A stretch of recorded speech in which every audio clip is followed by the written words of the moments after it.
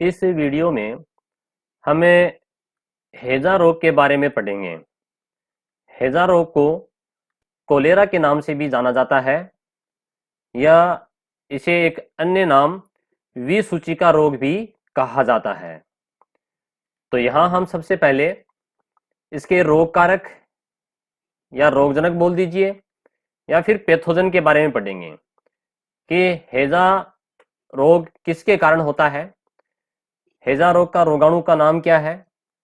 तो हैजा एक जीवाणु जनित रोग है, एक बैक्टीरियल डिजीज है जो जीवाणु से होता है और उस जीवाणु का नाम है विब्रियो कोलेरी।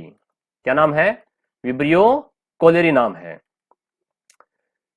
दूसरा, कई बार एग्जाम में क्वेश्चन पूछ लिया जाता है कि जो विब्रियो कोलेरी है जीवाणु, इसका आकार कोमाकार होता है। ठीक है, ये कोमा के आकार का होता है।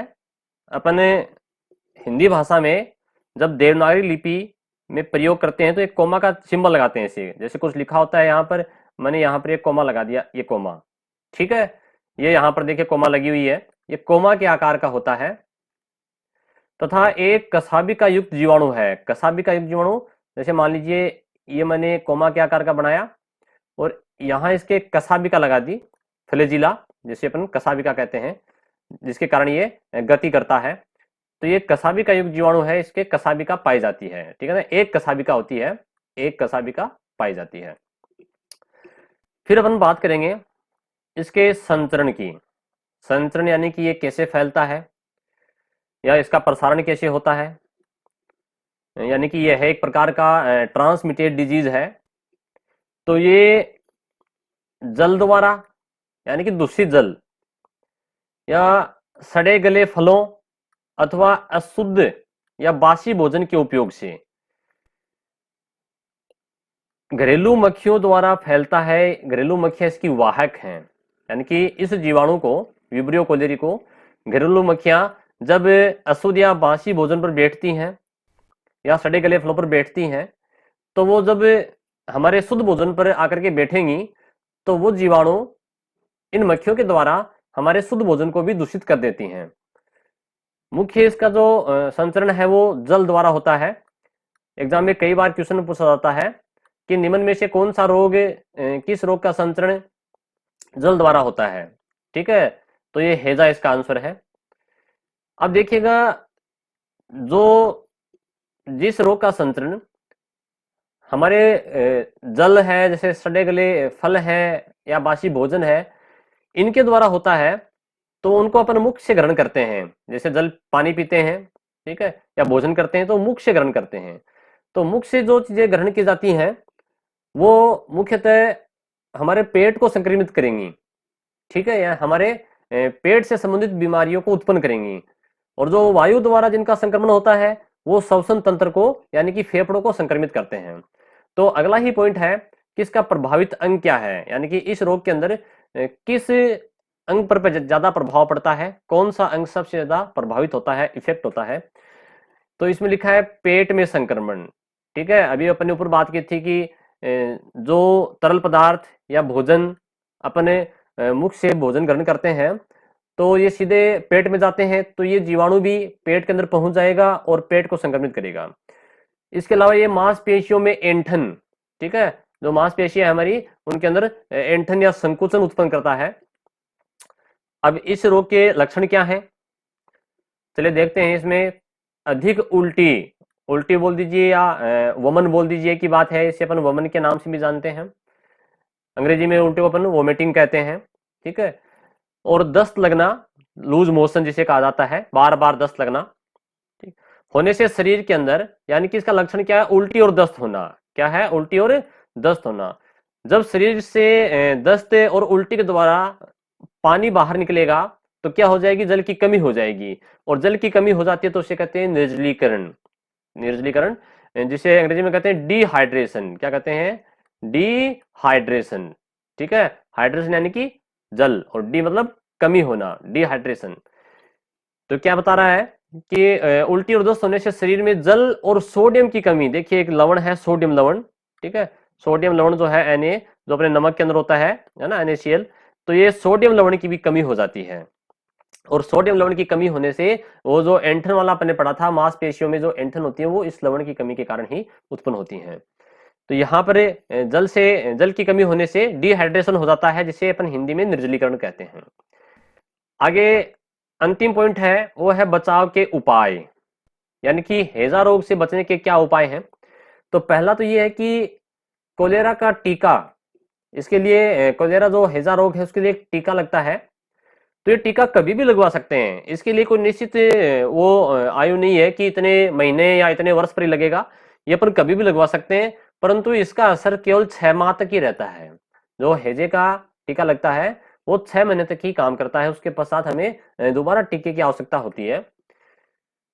दूसरा, इसके लिए अपन को पानी को उबाल कर पीना चाहिए। जो भी अपन घर में पानी पीते हैं उसको उबाल करके फिर ठंडा करके पीना चाहिए, क्योंकि पानी के अंदर यदि ये हैजा के जीवाणु है तो वो उबालने से नष्ट हो जाएंगे, ठीक है, हमारे शरीर के अंदर रोग नहीं फैला पाएंगे।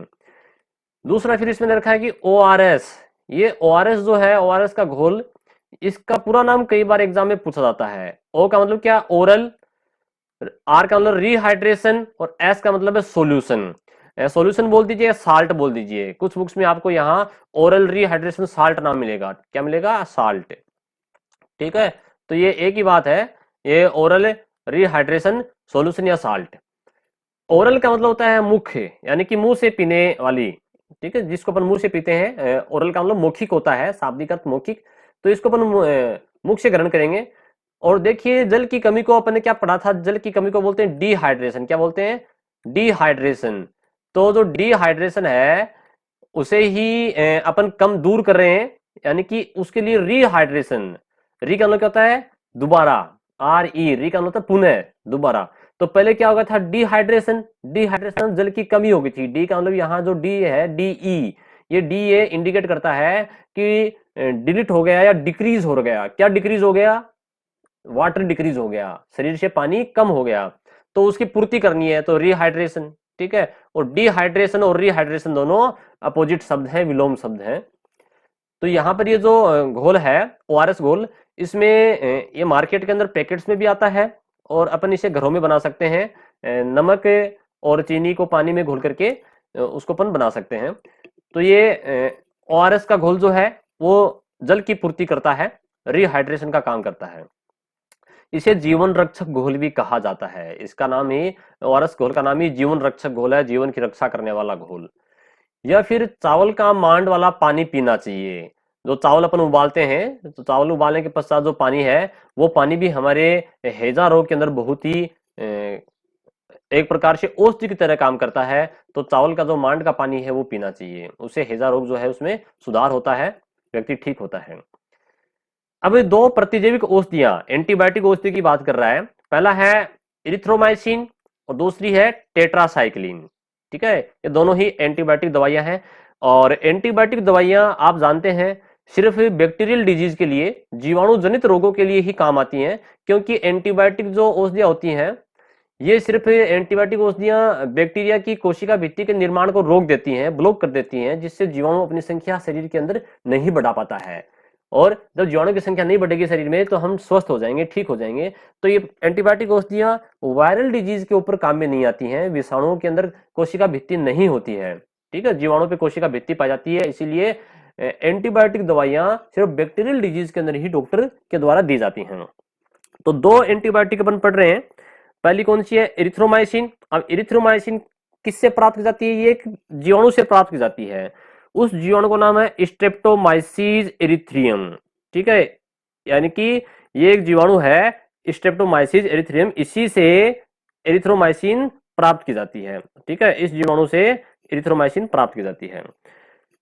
और सबसे पहले इसको क्लार्क ने प्राप्त किया था। ये जो एरिथ्रोमाइसिन है, इस एंटीबायोटिक को क्लार्क ने प्राप्त किया था स्ट्रेप्टोमाइसीज एरिथ्रियम जीवाणु से। दूसरी एंटीबायोटिक औषधि जो है वो है टेट्रासाइक्लिन। टेट्रासाइक्लिन प्रतिजैविक औषधियां डॉक्टर की सलाह से लेनी चाहिए, ये हमें डॉक्टर की सलाह से ही लेनी चाहिए।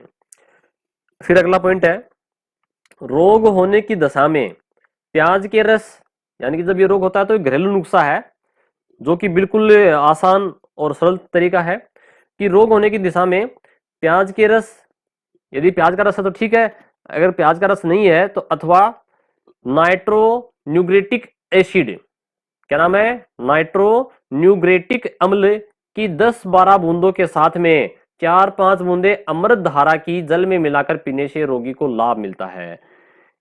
प्याज का रस है, उस प्याज के रस में 4-5 बूंदे अपन अमृत धारा की मिला लें पानी के अंदर और उसको पिएंगे तो हैजा रोग जो है वो ठीक हो जाता है। अब ये अमृत धारा क्या है? अमृत धारा जो है वो एक आयुर्वेदिक औषधि है, एक प्रकार से आयुर्वेदिक नुस्खा है। इसे अपन कपूर, है ना, अजवाइन या पुदीना, इनके मिलाने से बनाते हैं। तो ये अमृत धारा मार्केट के अंदर बना बनाया रेडीमेड भी आता है, इसे अपन घर पे भी बना सकते हैं। तो अमृत धारा को अपन ने प्याज के रस के साथ मिलाया, यदि प्याज का रस नहीं है तो अपन नाइट्रोन्यूग्रेटिक एसिड जो है उसकी 10-12 बूंदों के साथ में 4-5 बूंदे अमृत धारा की मिलाकर के पिएंगे तो हैजा रोग जो है उसका ठीक हो जाता है। तो इस प्रकार हमने इस वीडियो में हैजा रोग के बारे में जानकारी प्राप्त की। और हैजा आपको बता दें कि एक किसी समय हैजा भी एक महामारी के रूप में भारत में ही नहीं बल्कि पूरे विश्व के अंदर ये बहुत ही खतरनाक रोग के रूप में था और ये कई प्रकार से कई व्यक्तियों की हैजे के द्वारा जान चली जाती थी। तो इस प्रकार से हमने हैजा के बारे में जानकारी प्राप्त की। धन्यवाद।